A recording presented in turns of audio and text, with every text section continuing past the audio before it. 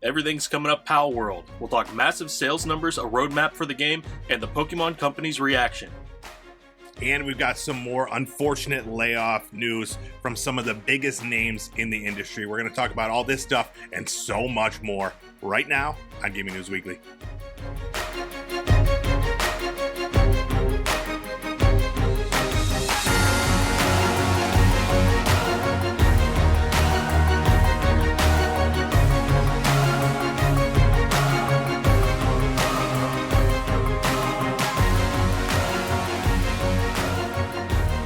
What's up, everybody? It's time for another episode of Gaming News Weekly, the best weekly video game news show out there. Every single Monday, we're bringing you all the biggest things happening in the video game industry. My name is E-Rock the Red. I'm joined every week by this gentleman right here. Full clip.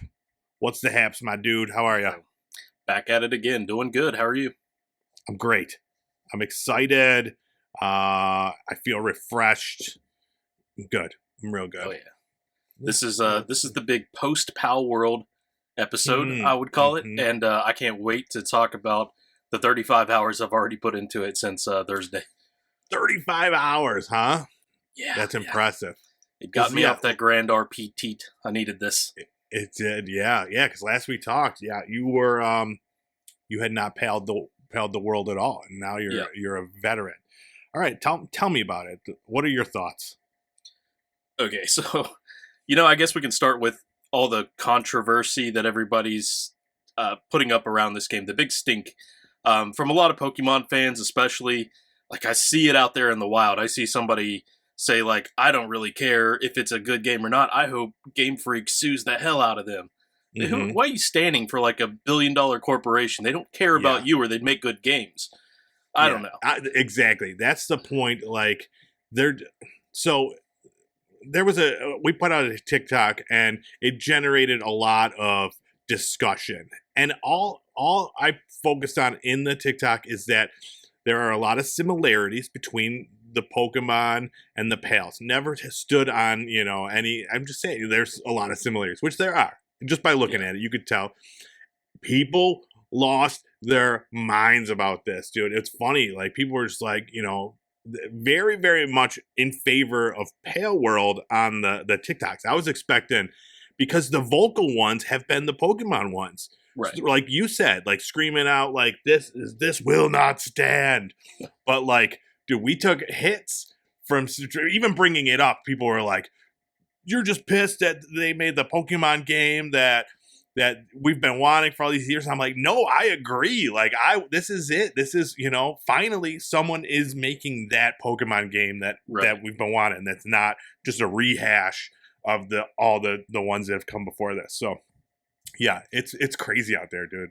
Yeah. And having played more of it, I would say that is really the only legitimate point that I think there is as far as Pokemon versus Palworld, is that some of these models are definitely similar to others. Now, I've seen some, like, bad takes even there. The big dude, I don't know most of the names, but the big dude who carries the Gatling gun, he's like the first boss. I've seen people say, like, that guy looks like Pikachu. Well, not at all. There are other ones that look more like Pikachu, and that looks like an Electabuzz. So who's out here giving half of this, blowback? Anybody's question. Maybe some of the most casual fans of Pokemon. I don't know. But some are a little too close for comfort. If that's all it is, I think they can probably change those character models and keep on trucking with this game. At least I hope so. I don't think anybody wants to see Pokemon shut this game down, especially, we'll get into how many units have sold of this. Sure. Yeah. So you're enjoying it 35 hours in, you're having a good time? Yeah, and I would say I'm kind of mid-game right now. I can see how things are going to go for a while. I'm just traveling the world on my mount and trying to find a lot of bosses that are within my range so I can knock them down, catch them if I can. I've got 2 bases going. One of them's mostly centered on the copper grind because that is... I always need more copper. I might have to set up the 3rd base and do a little more of that as well. But it's good. I've caught like 80 out of 111 or something. But I think there's actually more because you've got like variants of some. There'll be like an electric one, but there's the ice variant and stuff like that. But Okay. yeah, I'm enjoying it so far. And for a game that everybody goes around touting Pokemon with guns, there is very, very little gunplay. Like, Yeah. it wasn't until like level 30 something that I built a decent pistol. Yeah. Okay. Yeah, I'm playing it very casually just because I'm playing it with my 5-year-old son, and he just likes to. We've talked about it last time. He likes to explore. He runs right past everything that you need for. I'm like, all right, we got to go. We need to get some wood. Let's go get some wood. And he's just out there just running around, like running way past the base in the middle of the night and dies. And then I got to go get his stuff. And I'm just like, so like I'm trying to focus him, but I'll tell you, we just got the again very early on, we just turned that one fox into a flamethrower, and that Yeah. is a game changer. Oh yeah. That is powerful, dude. We're out there killing everything now. Hmm. I love that. Yeah, so that's fun. We're riding around on our boar and we're flame throwing things, and as soon as that happened I was like, dude, we're unstoppable. Hmm. So Yeah. Once you catch like your first bird, I think that's another big game changer since you've got a flying mount. Yeah, that's next. We're gonna get that one next. But yeah, I'm having a blast. You been playing anything else that's pretty much taken over? Yeah, actually put out. Almost forgot about it. House Builder. Oh yeah, that's right. You enjoy that? Yeah, it's one that I definitely see myself getting back into. It's just I don't know when because I got Right. Palworld on the mind and I need to go back into Yeah. Grand RP every once in a while and make sure my house is still there. Yeah, I've still been playing a lot of House Builder. I actually came to a part though where it's been like I'm hitting it. The game's crashing at the same point every time on this one build I'm doing. So I keep looking to see if there's a fix for that, and I don't see anything out there. I'm building like a container house. I'm trying to put the floors down, and all of a sudden it'll just shut off. And I'm just like, okay, this sucks. But that's a fun game. Oh, but I did go because of that, because of the crashes, and I'm still in the mood for that. I went and checked out Beer Factory again. Because remember last time we talked about, I'm going to give it a couple weeks, get all the kinks out, all the bugs out, and it is playing so much better now. Like you could tell they really focused on like the bugs that were making it like not fun are gone. So I'm in there. I'm doing all the things that I need to do to upgrade my factory, and it's a lot more enjoyable. There's definitely still a few little weird things, but you'll have that in all the sim games, it seems. It's like nothing is ever perfect in these games. But yeah, the Beer Factory, I'm really enjoying that. It's still got pretty lousy reviews on the Steam, but you can see them kind of starting to tread the other direction. So hopefully they'll continue to keep putting patches out. I went and like just out of curiosity, like after I booted it up again, I was like, let me look. And I think they put out like 60 some patches in the past. When did it come out? 2 weeks ago or whatever. Yeah, roughly. To fix all this. So it's like, come on, this is what we talked about. The game was not ready. If you're putting out 60 patches in a couple weeks after the game came out, like it's not good. But Yeah. I'm definitely enjoying Beer Factory again. So I'm really in the sim thing between the House Flipper and the House Builder and the Beer Factory. I've been really enjoying these, and I don't know if it's the style of gameplay where it's just like you're accomplishing things within game. There's no story or anything, but it's really scratching that itch for me, and I'm enjoying them. Yeah, I agree. I love that type of game, and they're all very different. But like you say, there's almost a little bit of jank, and I like it. As long as it's not like game breaking and stuff like that. Sure. Yeah. It's it makes you feel alive. Yeah. Well, I mean, this is a message to the developer of the game for the future that I think they're learning through what's going on. Don't butt up your first open beta with the launch of the game if you want to be able to get valuable feedback and put those bug fixes out so your game doesn't get reviewed bombed as soon as it comes out. Absolutely. It doesn't make sense. Like use the information that you're trying to get and whatever. But yeah. And another game I've been playing, Go Mecha Ball. Remember I was going to play it last week. It just came out on Game Pass. It's like a roguelike twin stick shooter, but you play as like a pinball type thing, and it is awesome. Like, I'm having a blast with it. The gameplay, it's simple, but there's a ton of like upgrades that you could do, and you could like roll, like smash into these enemies, and there's tons of different enemies. Yeah, I'm playing a Game Pass, and every time you die, you got to redo the whole thing, but you're earning a type of coin or whatever that you could use to upgrade and make things easier. So I think I've beat 2 bosses. I've gotten to 3 bosses, but it's a fun idea. They do it really well, and so there's parts where there's like boosts like throughout the board too. So if you see like a wall and it's like shiny or whatever, you go into it and it's gonna launch you like pinball style, like launch you around the board. So like you could work on getting your attacks like synced up, so you could like do like a super speed attack to blast into this. And there's a lot of intricacies for what it is. Like you could definitely just go out there and just smash into everything, or you could play the board a little bit and use it to your advantage. So it's fun. I definitely recommend it if you ever want to just play something stupid and silly like that. Nice. Did you ever play Fusion Frenzy on the OG Xbox? I did, yes. Is it anything like that? No. It is more of just like a like a twin stick shooter, but think of it as the ability to use, like, turning into the ball and hitting people. Say it's like an ability that you have, like kind of like a charge attack. So it's more like that. Okay. Yeah. Man, but that game was great. That was probably one of the, still remembering like the fun you had with friends in Fusion Frenzy. Like, man, nothing will ever come close to that again in our lives.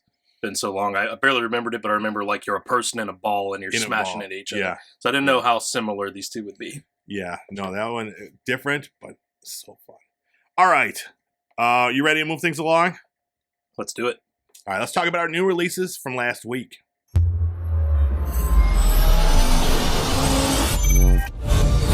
All right, first up, Enshrouded came out January 24th on PC into early access. It's going to be coming to PS5 and Xbox X later.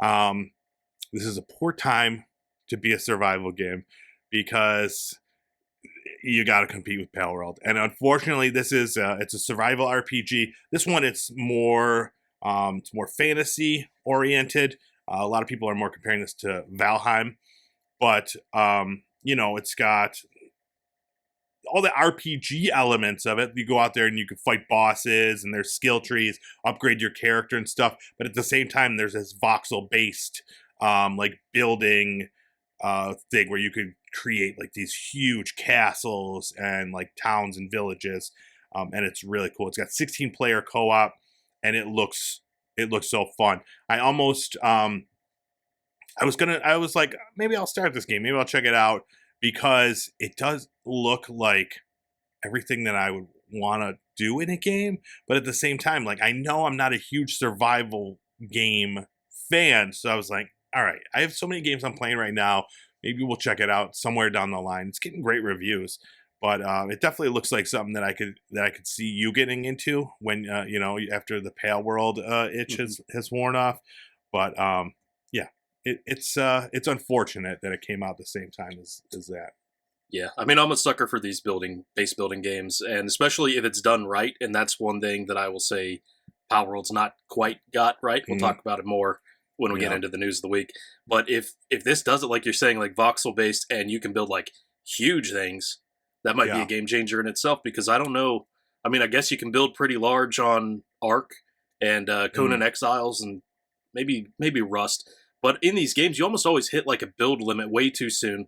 But I was playing on console back in the day with a lot of that stuff, so maybe it's different on PC. Yeah, I definitely saw like one person had like this really dope looking castle that they built, and I was like, man, it looks really cool. But like the gameplay, you could focus on either or. Like you can, one review I read said they worked on building, and they spent like hours and hours and hours building before they even started the actual story, where there's like this shroud of mist over the area, and you got like, it's a whole thing, but it looks great. Next up, Like a Dragon Infinite Wealth came out January 26th to PC, PS4, PS5, Xbox One X, and S. This is the newest game in the Yakuza series. And it's first of all the best selling one out of the whole series, and possibly the best reviewed. It's 90 on Metacritic. You play as two different characters. It's set in like Hawaii, and it's like the turn-based. The fighting is difficult because there's turn-based for a lot of it, and then it does change depending on like certain things. So they're saying that it's the way it does the combat and the way it does it really changes the game, and it keeps people engrossed in it. So yeah, it's calling out to me. This is another one where I'm like, I'm on a games, like I'm not buying any games. I've said it already. This goes for Suicide Squad. I'm not gonna buy it until I'm gonna finish some games first. I've decided this the other day, and this is one of the ones where I'm like, dude, I should really buy this because it looks awesome, and not just because they have like the cool mini games. Like this one's got like a Crazy Taxi mini game or like a Pokemon-esque mini game. But yeah, it looks really good. It has the whole Dondoku Island upgrade part. It's like a whole Animal Crossing thing. It's like Animal Crossing in it. Yeah. All the zany Japanese mini games that you can think of all slammed onto that island. I mean, that does it for me. That makes me think that this is worth picking up. It's just, I'm not like a lifelong fan of this series. I can wait for a sale. Yeah, exactly. Yeah, and then like the way they do the classes and the fighting, there's like all these different jobs that you have. It's such an interesting game, so different from almost everything that's out there right now. And then last up, Tekken 8 came out January 26th on PC, PS5, and Xbox X and S. This is another one where I'm just like, this is part of the reason why I decided this game ban that I'm doing, because again, Tekken 8 reviewing, saying it's one of the greatest fighting games in like a long time. It's sitting at a 90 on Metacritic right now, and I was watching gameplay of it, and I was like, dude, this game looks so much fun. But I always feel that way about these fighting games, and then I never like, I get smashed online, and I'll play the story and that's it. But this one's got 32 characters. It's got this whole new like heat battle system that rewards you for doing specific things in fighting. It really changes how you approach it, either offensively or defensively. In fact, this one you can recover your health in this by going on the offense when you have like low health and try to like earn health back, which is a really cool idea. And then they've got a really fully fleshed out training mode where you can go in there and do everything. An arcade quest. There's this dope like replay thing where you can replay matches that are not even yours. You could go on and just see how people do them. And then on top of that, you got the regular story mode and the online mode. It's got a ton of stuff that it's offering. And then the characters are fun. There's a giant bear that's like, I don't know. It looks great. You ever play any of the Tekkens? Yeah, back in the day, like PlayStation 2 era Tekken games. So I'm familiar with some of the characters, the cheetah head guy and stuff like that, but not really my genre. For all the reasons you listed, I don't like getting smashed online every time. Yeah. I can't have a fighting game as my main game. I'm not good at them. Sure, I hear that. All right, and that is it for our new releases from this past week. Some great games coming out. All right, now it's time. Let's get into our news of the week.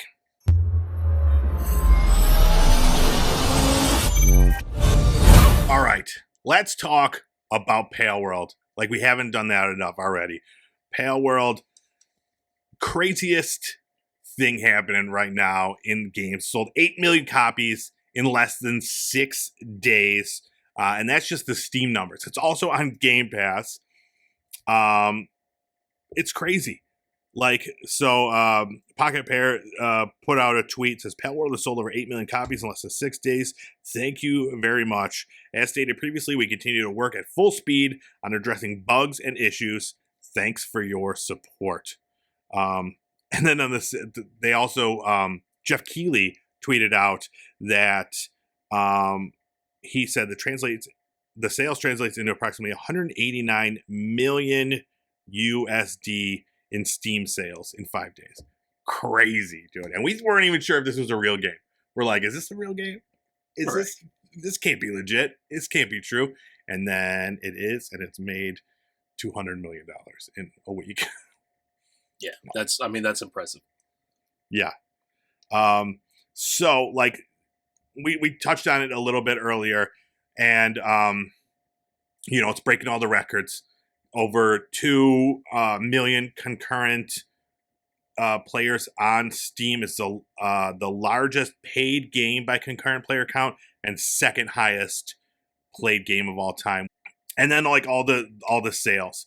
So one thing we got to talk about is the controversy about this, the Pokemon comparison.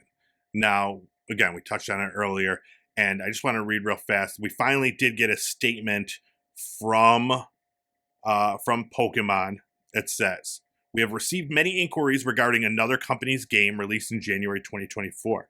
We have not granted any permission for the use of Pokemon intellectual property or assets in that game. We intend to investigate and take appropriate measures to address any acts that infringe on intellectual property rights related to the Pokemon. We will continue to cherish and nurture each and every Pokemon and its world and work to bring the world together through Pokemon in the future." So, yeah, they didn't even say They didn't even mention it by name. They're like, "Yo, you know who we're talking about." But yeah, what are your thoughts? Yeah, that's tough. Without being like a copyright lawyer, how can you really address most of this? Yeah, I don't. But just as a layman who has looked a little bit into different copyright issues in the past for all the side hustles and art reasons for me. Like I was saying earlier, I think the only thing that's not like trivial that I see people bringing up is the actual character models themselves, and it's only a small fraction of all the character models in the game. And I think a lot of them, I mean, people are saying like, well, a snake looks like a snake; it's going to look like a snake on either one. But when you look at some of the comparisons side by side, it's a little more blatant than that. I think they definitely, if not like downloaded some third-party assets from a Pokemon mod or something like that, and took those models and then edited them a little from there. Some of them are way too close for comfort. If I were them, I'd be changing those designs up a little bit. Right, just a little bit, like just because some of the line work has like there's like 3 points coming out for their fur, and it's like the exact same shape as like some of these other ones, where it does look a little fishy in how they did that. It wasn't just hey, we're using the idea of this. It's like straight up, we're taking this model and just kind of maybe tweaking it a little bit. But yeah, and again, like you said, I don't know anything about copyright law or whatever. The fact that they did say something at all does lead me to believe that they are looking into some way of retaliating, whether it be a cease and desist or whatever. Now, we did see like a mod that came out that actually did you see that mod that put the Pokemon in the game? Yeah. That was quickly removed. And they, the company, so, who is it? Nexon Nexus or mods. something? Nexus mods. Yeah, they came right out and they're like, okay, we're not having that. We're not putting any Pokemon mods for this game out there. They said, given Palworld's similarity to the Pokemon franchise as a base game, hosting content that adds copyrighted characters' assets into the game is almost certainly going to put us at risk of legal action. We don't think it's worth the risk to allow this content to be shared in our community. At best, we would have to deal with the headache of a DMCA or legal threats from Nintendo, and at worst, they may seek to take action against us and uploaders of the mods directly. There are many creative opportunities to explore mods for this game that add to the world and gameplay, but do not infringe on existing IP. So obviously, we're really excited to see what the Palworld modding community comes up with. So they know what's up. They're like, listen, we don't want to mess with Nintendo or Pokemon, and because they're very litigious. We've seen it many times in the past with like YouTube, takedowns and stuff like that. So yeah, it'll be interesting to see what does end up happening with the Pals. Yeah. And I really think, I mean, it's only the spotlight on this game right now and on Pokemon and their reaction waiting to see what happens that Nexus Mods is doing this, because if it were a Sure. smaller game, they probably wouldn't care. Maybe because No. it's Pokemon, they'd still have like a blacklist on that.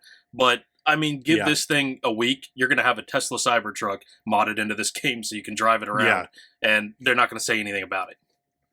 Yeah. And I think you nail it with being how much of a, how crazy this game blew up to be, because people talk about like Palworld has been in development for 2 years or whatever, and Nintendo or Pokemon never said anything about it. I, it, no one expected this reaction. No one Yeah, expected 8 million copies sold. They're probably just like, yeah. whatever. It I is what don't it think is. But that's now, I don't think that's fair to say against the Pokemon company, because are you supposed to sue on copyright infringement based on the game trailer alone? Because it's been in right? development for 2 years, sure, but all they've seen is the same trailers we've seen. Yes, You have exactly. no And idea even what's then, actually in that look game. right, and it like again, it looks similar. But now that like we're talking about this $200 million in a week, like maybe that's making Pokemon be like, okay, well, where's our crease our palms a little bit, hook us up with some of that. Um, in addition to that, the people over at Pocket Pair have been getting like death threats, which is crazy, from Pokemon fans. I don't understand fandoms. First of all, Yeah. it's insane to me. But to threaten the life of a developer, their family, it's insane. So yeah, Yeah, I don't get it. dumb activity. One thing before we get off the copyright stuff, Hmm. would you consider this game parody? Because I've seen people give that explanation. I've even seen a few YouTube videos dedicated to trying to say, like, this is all parody. Haha. I don't think it So is. yes, I agree. I've actually argued that on that TikTok that I was talking about. People are like, it's parody. I'm like, dude, I'm familiar with parody, and this is not like they're not going out there tongue in cheek making fun of like Pokemon. To me, they're using those those pieces in this game. Like it's I get it that it's like, okay, we're making fun of a little bit of the idea of the Pokemon catching the critters and shit like that. Like, but I would never say parody. I would say it's, yeah, no, I would never say that. But I do see that as a legal loophole to getting out of this if they needed to, because it is like so absurd and so over the top that they could be like, listen, this is our Pokemon parody game, I guess. But I don't think it was ever intended to be parody. But I do think that the way some of legalese is written, that they could get away with that. But to me, no. It like, you talk parody, it's supposed to be for like for a humorous take, and I don't get that.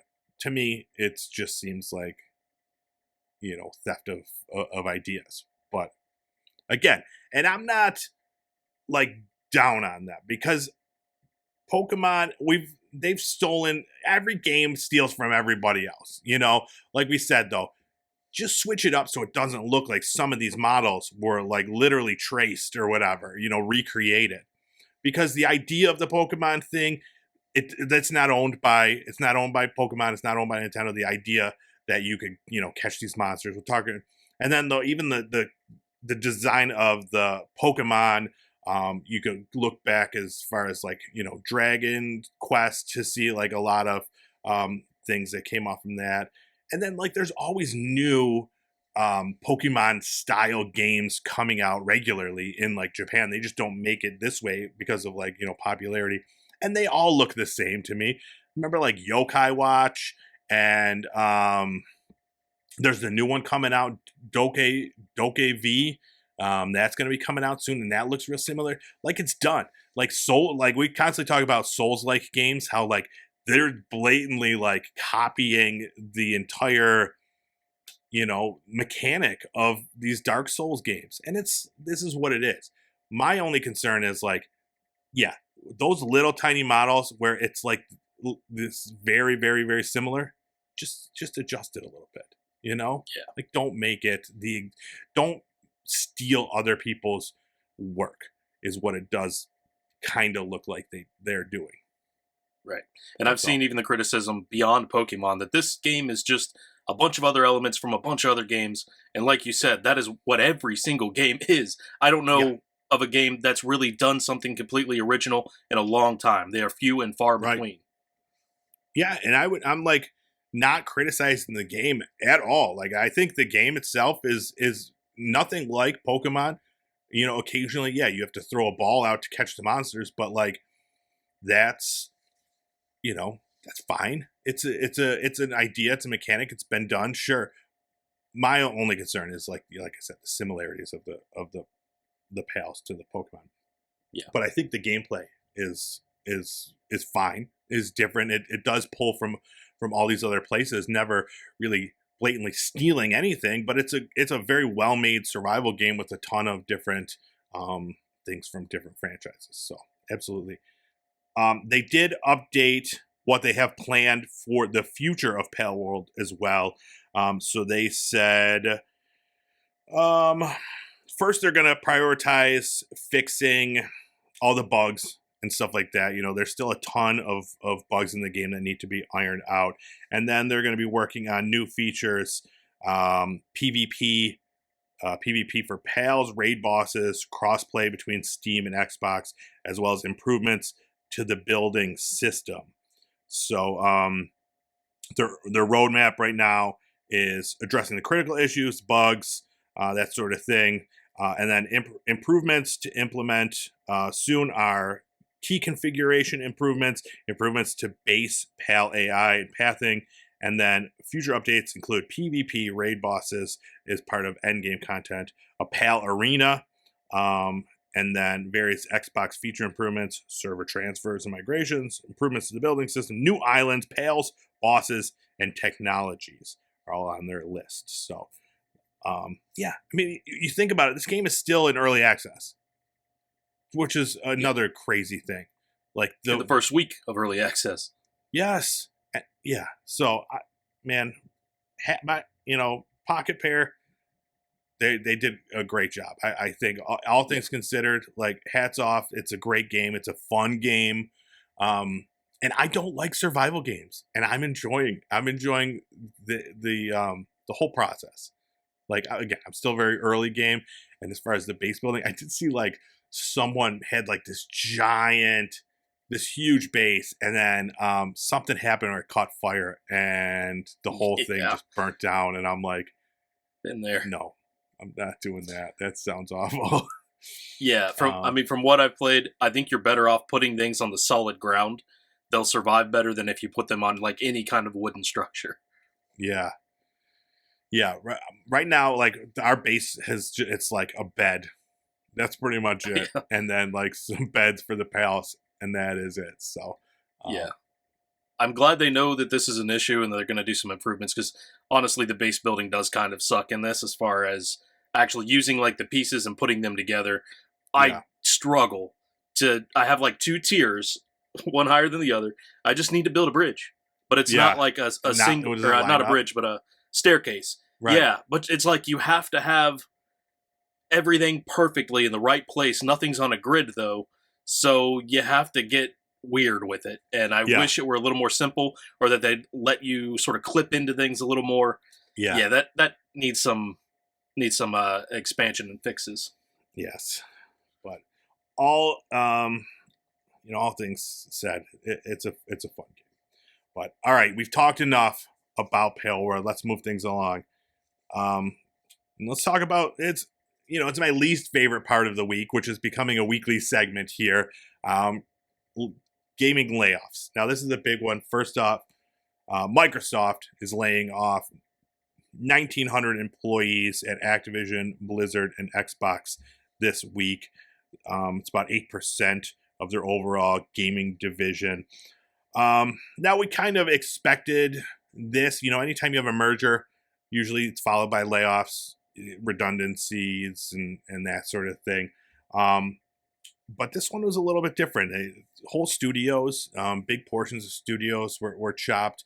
So real quick, I'm just going to read the note by Phil Spencer. It says, it's been a little over 3 months since the Activision, Blizzard, and King teams joined Microsoft. As we move forward in 2024, the leadership of Microsoft Gaming and Activision Blizzard is committed to aligning on a strategy and an execution plan with a sustainable cost structure that will support the whole of our growing business. Together, we've set priorities, identified areas of overlap, and ensured that we're all aligned on the best opportunities for growth. As part of this process, we have made the painful decision to reduce the size of our gaming workforce by approximately 1,900 roles out of the 22,000 people on our team. The gaming leadership team and I are committed to navigating this process as thoughtfully as possible. The people who are directly impacted by these reductions have all played an important part in the success of Activision Blizzard, ZeniMax, and the Xbox teams, and they should be proud of everything they've accomplished here. We are grateful for all of the creativity, passion, and dedication they've brought to our games, our players, and our colleagues. We will provide our full support to those who are impacted during the transition, including severance benefits informed by local employment laws. Those whose roles will be impacted will be notified, and we ask that you please treat your departing colleagues with the respect and compassion that is consistent with our values.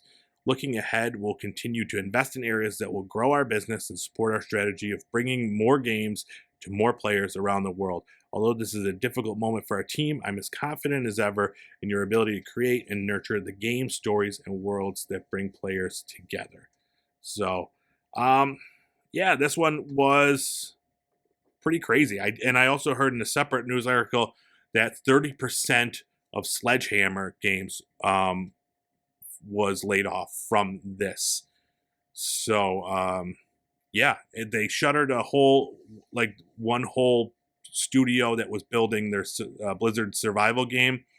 That I did read, though, that like they've been working on this survival game for like 6 years and have like very little to show for it. So that makes a lot of sense to kind of just put that one to put it to bed, get out of here. But yeah, a lot of people got affected by that across the board. So, and then even like Blizzard, was it Mike Ibarra, president, left the company after this. A couple other higher ups left the company. It'd be interesting to see what they do if they go off and start something else new again. You know, because he was at Microsoft forever, left, went to Blizzard, and then and now that Microsoft is taking over, he's like, no, not again. I'm out of here. So, yeah, it's pretty crazy when we talk about all these layoffs. But yeah, that was a big one, man. 1,900. Another one, Riot Games, another big one that got affected. 530 employees. And that was 11% of their workforce. That's a bunch, for Riot Games. So now there's what they're talking about. It was too much growth and not enough focus on what really got them to where they were going. So they put out you could go find it on their website. There's a statement to the employees and a statement to the gamers. I do want to read a couple parts about one of their statements. It says, today we're a company without a sharp enough focus, and simply put, we have too many things underway. Some of the significant investments we've made aren't paying off the way we expected them to. Our costs have grown to the point where they're unsustainable, and we've left ourselves with no room for experimentation or failure, which is vital to a creative company like ours. All of this puts the core of our business at risk. I thought that was, this is just a paragraph from a huge statement they put out. And I thought that encompassed the entire thing. I like the statement about, no room for experimentation or failure. And that's like, you don't want to be there. Like everything needs to hit.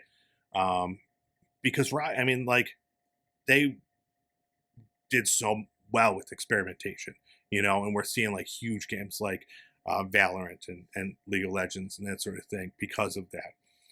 So, do you ever play any of the Riot games? Yeah, played a little bit of Valorant and tried out League of Legends. One thing that I'll give to them too is they've been really big in making like copyright-free music. They have these big packs on their website available, and I regularly use those in the backgrounds of my videos and stuff like that. So that's dope. They're big in the gaming space and like the content creation space as well. So I like them as a company. Yeah, it's interesting when they say like where their focus is going to go, because we talk about on this show all the time about oversaturation in the gaming market. These big investments, AAA games, fail overnight because nobody cares, nobody's interested. Yet, Hmm. like a more indie game, like I don't know if it's indie or not, but more indie than this, Palworld springs up and takes everybody's attention, takes like the gaming industry by storm. Same with Baldur's Gate 3 last year. Nobody expected that. These not even $60, not $70 games coming out and just Hmm. rocking everybody. Um, if there is way too much saturation in the industry, that means fewer games of better quality need to be made. And this is an unfortunate but necessary part of that. There are a lot of people working on games right now that may not see the light of day. Hmm. Yeah, absolutely. Um, one good thing, like they did also list like the severance that they're doing for their exploits, and they're crushing it, man. Huge severance package, good for them. Um, I always like Riot as a game company. I thought they always had um, it was good mind for the business.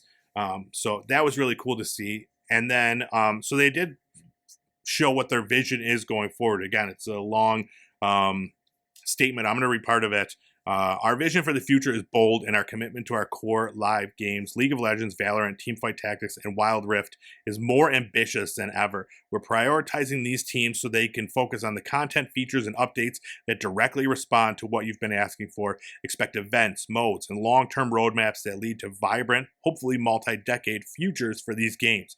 Our strategy will more tightly integrate esports, music, and entertainment with our games. Esports isn't just about competition, it's about the highs, the lows, and the communities that flourish around the games. Entertainment isn't just about storytelling, it's a gateway to the deeper narratives, characters, and worlds that enrich the game experience. As we've grown, some of our efforts have become more isolated, and we aspire to more seamlessly blend gameplay, competitive excellence, and narrative depth in ways that truly make it better to be a player. So, pretty cool. They seem to know what they're focusing on, what their vision is. They did announce also that they're keeping Legends of Runeterra, even though they've been losing money from that game, but they are reducing the size of the team and trying to shift a focus on that. And then they're ending new game development under Riot Forge after the upcoming release of Bandle Tale, a League of Legends story. So um, that was like a little experiment in game dev that they were working on. So yeah, they seem to know what they're doing. Unfortunate for the people that did get laid off. And every week I keep saying like, hopefully you'll bounce back, find somewhere to go for these people. But like, man, that job market is getting pretty saturated from all these layoffs. It's pretty crazy. Yeah. So this is where you and I need to open a game development company. We'll just hire everybody, just crush it. Yeah.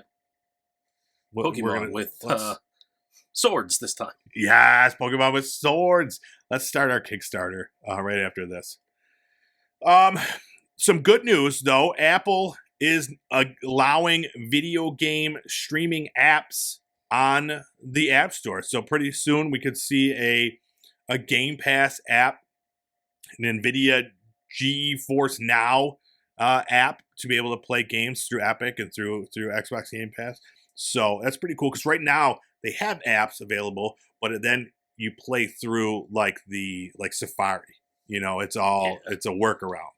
So there's not just these, they're not just set up to do that. So that's pretty cool. And then big changes on how the iPhone is handling the business in Europe too. So there was like this new Digital Markets Act that just came out, and we're finding that Epic Game Store is going to be allowed back on iOS. So Fortnite back on iPhones over in Europe. We'll see what that means for the rest of the world. But yeah, Apple is they're getting shitted on. Mm-hmm. You'll love to see it. You'll love to see it. Some more good news. Skull and Bones, baby. It's happening. I mean, it's almost here. We'll see if it happens. Open beta February 8th to 11th on PS5, Xbox XS and PC via Ubisoft Connect and Epic Game Store. So you going to get in there? You going to try it out? Man, I don't know. Do I it. Let's don't do it. know. We have to do it for the show. Okay. It's a rule. It's Do you your expect homework. it to be like pretty good? Because I it don't seems know. like they really went back in just a year or two ago and tried to rebuild this thing.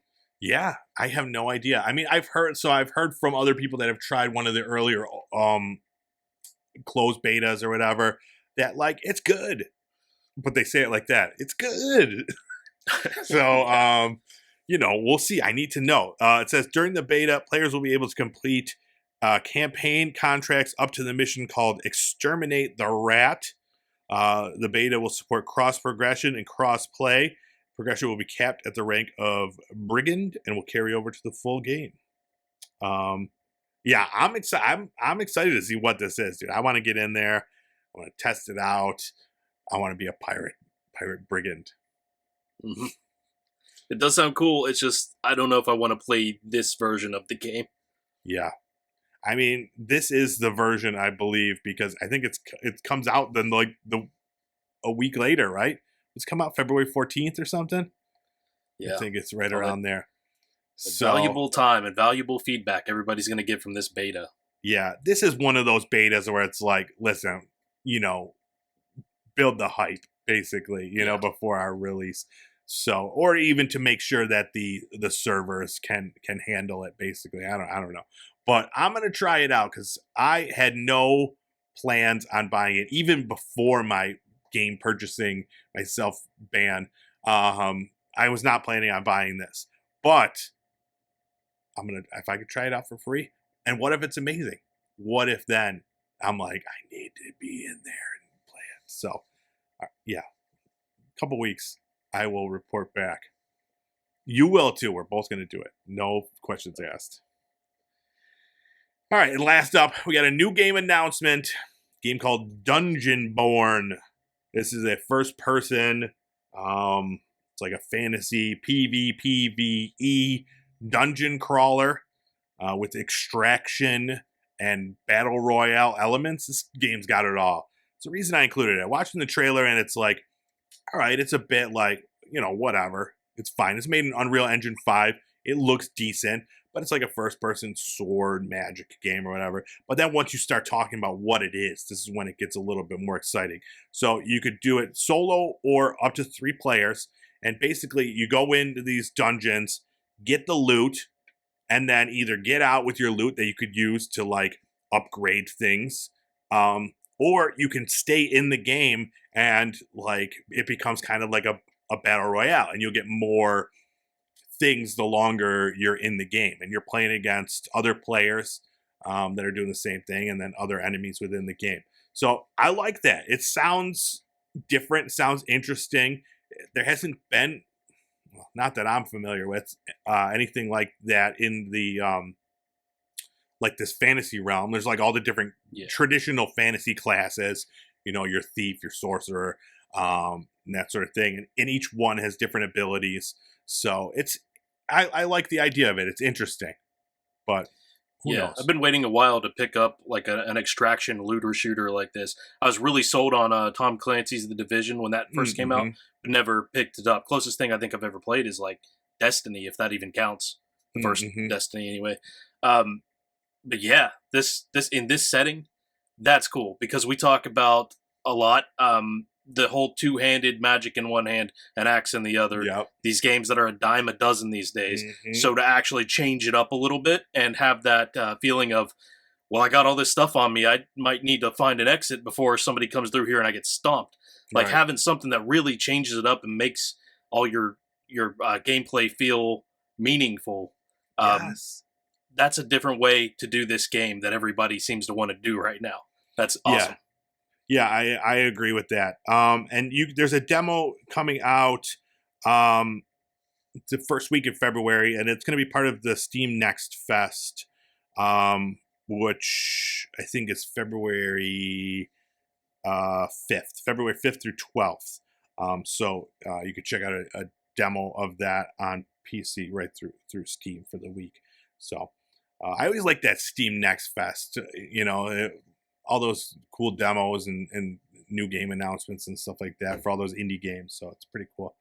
So yeah, that one's coming up February 5th. So yeah, we'll be talking. I'll be playing that. We'll be playing Skull and Bones, dude. Mhm. It's gonna be the best We week got a ever. full schedule for February already. And that's, I'm telling you, I'm not, hold me to this. I'm not buying games. Not buying any Just games. open betas. Until this is how I have it planned in my head. Until Dragon's Dogma 2 in March. I'm gonna allow myself to buy that game. But Suicide Squad, like, I really want that to do well. I don't know if it's going to. I feel like it's gonna struggle. But even, whatever. Those games are always on sale like a week later. Banishers. So does this ban also include your Humble Bundle? No, I'll probably get that. Yeah. I mean, that's only like $11 for like 10 games. Yeah, so, 10 games at the same time is better than one game, I guess. And that depends on it if they're good. If they're good, I'll skip it if they're not great, because I have so many games, dude. I have so many games. Yeah, but I feel you. Yeah, so that, and then we're constantly getting like review copies of new games and stuff like that, and I feel like I'm not focusing enough on those. So yeah, it's gonna be tough, dude. It's gonna be tough. But if I have you in my corner, I think we can get through this. Right. All right, that's it for this week. You got anything else? No, that's it. All right, that's it here at Gaming News Weekly. Thanks so much for checking this episode out. Our special Palworld episode where we talk about Palworld for 40 minutes. But everybody's doing it, so we just got to join in the conversation. But be sure to check us out on our socials, TikTok, Instagram, and then you can watch the video version of this show at YouTube, Pop Culture Playground. You can listen to the audio version anywhere podcasts are found. Just type in GNW and you will get this show. You can check out full clip stuff at YouTube at GameFAQs, GameFAX. You can check us out on Fruit Lab. It's a great website where you can, watch video game content. You can post video game content on there, and they reward you with pips. It's a type of cryptocurrency. And I think that's everything. So go do all those things. Report back, and we will see you next week with more Gaming News Weekly. Bye-bye.